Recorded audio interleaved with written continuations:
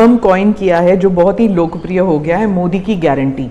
अब चुनाव के वक्त कई लोग कह रहे हैं कि क्या उम्मीदवार जो है वो नॉट इम्पॉर्टेंट है, वोट तो सिर्फ मोदी जी को जा रहा है क्योंकि मोदी जी की गारंटी है। तो इलेक्शन के दौरान ये सब टर्मिनोलॉजी इंपॉर्टेंट होता है। पहली बात है, उम्मीदवार ही नहीं, चुनाव में हर मतदाता इम्पोर्टेंट होता है। चुनाव में बूथ लेवल का कार्यकर्ता भी इम्पोर्टेंट होता है, कैंडिडेट भी उतना ही महत्वपूर्ण होता है।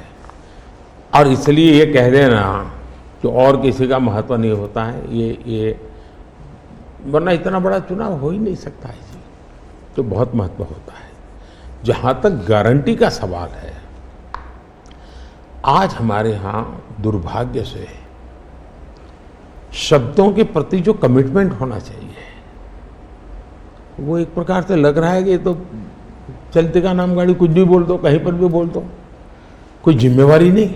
अब आप देखा होगा इन दिनों एक नेताजी के पुराने ढेर सारे वीडियो बाजार में घूम रहे हैं और उनके एक विचार से दूसरा विचार कितना कॉन्ट्राडिक्टरी है। अब लोग एक साथ देखते होगा, अरे ये आदमी इतना हमें मूर्ख बनाता था, हमारी आंख में धूल झोंकता। अभी मैंने एक नेता का भाषण सुना, उन्होंने कहा एक झटके में मैं गरीबी हटा दूंगा। अब जिनको 5-5, 6-6 दशक देश का राज करने को मिला, वो जब आज कहेंगे कि मैं एक झटके में गरीबी हटा दूंगा, तो देश सोचता है ये क्या बोल रहे हैं जी। तो मुझे लगता है पॉलिटिकल लीडरशिप की क्वेश्चनेबल होती जा रही है। ऐसे में प्राण जाए और वचन न जाए,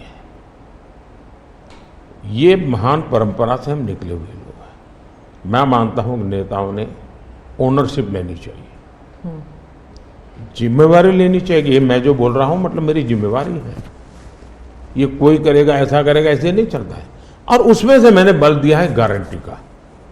मैं कमिटमेंट भी करता हूं और उसका मैं ओनरशिप ले रहा हूं। और जब ओनरशिप लेते हैं ना तो देश को भरोसा होता है। आज आप देखिए कि हम जो बात कहते हैं उस पर लोगों का भरोसा है। 370 हटाऊंगा, भले हमें पार्टी का जन्म हुआ तब से हम कह रहे थे, हमारे श्यामा प्रसाद मुखर्जी ने बलिदान दिया था, लेकिन हम उस पर पक्के मन से लगे हुए थे। जब मेरा मौका आया मैंने पूरी हिम्मत दिखाई, 370 गई और आज जम्मू कश्मीर का भाग्य बदल गया। 3 तलाक कितने ही चीजों से गुजरा, पॉलिटिकल लीडरशिप डर गई, लोगों को रहा भी इनके पर क्या भरोसा करें। ये तो एक बार एक बोलते दूसरे, लोगों का भरोसा तब बनता है, कहेगा यार ये खुद खड़े रहेंगे, ये खड़े रहेंगे और जाना भी है तो जिम्मेवारी लेकर के जाएंगे कि भाई ये था, मैं सोचा था, नहीं कर पा रहा हूं, मैं जा रहा हूं वापिस। लेकिन भरोसा बहुत बड़ी ताकत होती है और भारत जैसे देश में ये भरोसा को मैं अपनी जिम्मेवारी मानता और इसलिए मैं बार बार गारंटी ये कहता हूं। मोदी जी, आप भरोसे की बात करते हैं, जब भी हमारे कैमरा टीम्स जहां भी जाते हैं वो सब यही कहते हैं कि जो मतदाता हो या कैंडिडेट हो वो सब यही बात करते हैं, मोदी पर भरोसा। तो have we come to this situation जहां पे पहले होते थे, बोला जाता था कि Indira is India, India is Indira, और अब है मोदी इज भारत, भारत इज मोदी। क्या उस लेवल पर पहुंच गए हैं? ऐसा है कि देश ये कहता है और जो मैं खुद भी फील करता हूं कि ये माँ भारती का बेटा है, ये माँ भारती का संतान है। उससे ज़्यादा न लोग मुझे मेरे लिए सोचते हैं, न ही मेरे लिए बोलते हैं। भारत माँ का संतान है, माँ की सेवा कर रहा है, तो इतना ही बहुत है। मैं राम मंदिर प्राण प्रतिष्ठा की बात करती हूँ। इसको एक राजनीतिक रंग नहीं चढ़ना चाहिए था, लेकिन हो गया है। और जब इलेक्शंस आ गए हैं तो फिर चाहे ऑपोजिशन हो या बीजेपी हो, एक दूसरे पर आरोप लगाते हैं, तुम पापी तुम पापी। कांग्रेस कहती है कि इसका राजनीतिकरण बीजेपी ने किया इसलिए वो पापी है। बीजेपी कहती है कि न्योता देने के बावजूद आप प्राण प्रतिष्ठा में आए नहीं इसलिए आप पापी हैं। तो इसे आप कैसे देखते हैं? पहली बात है कि इसका राजनीतिकरण किसने किया, और इसको आज की घटनाओं से मत, जब हमारा जन्म भी नहीं हुआ था, हमारी पार्टी पैदा भी नहीं हुई थी, उस समय अदालत में ये मामला निपटाया जा सकता था, समस्या का समाधान हो सकता था। भारत विभाजन हुआ तो विभाजन के समय ये तय कर सकते हैं चलो भाई इतनी इतनी चीजें ऐसा कर लो, वो नहीं किया गया। क्यों?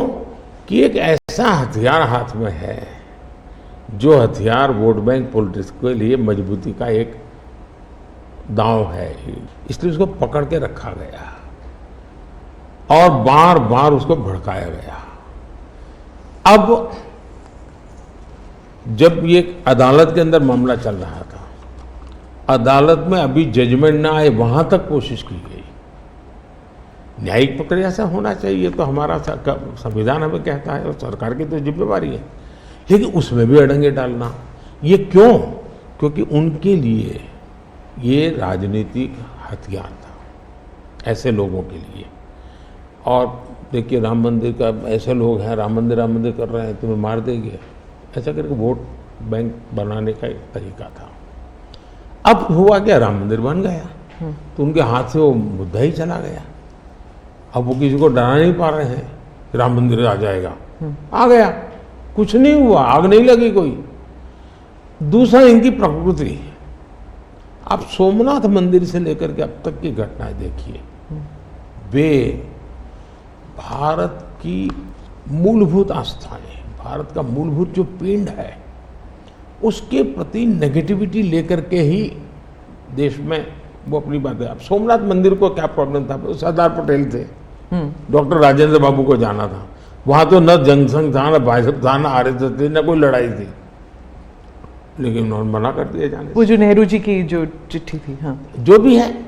अब ये और वो परंपरा आज भी चल रही है कि प्राण प्रतिष्ठा का निमंत्रण मिले और आप उसको ठुकरा दें। सचमुच में तो आपको गर्व होना चाहिए कि ये राम मंदिर निर्माण करने वाले जो भी लोग हैं जिन्होंने संघर्ष भी किया है, वे आपके सारे पाप भूल करके, सारे आपके गुनाह भूल करके घर में आकर के आपको इनवाइट कर रहे हैं और नए से व्यवहार शुरू करना चाहते हैं। आप उसको भी उस पुराने मिजाज से ठुकरा दे, तब लगता है कि आपके लिए वोट बैंक एक बहुत बड़ी आपकी मजबूरी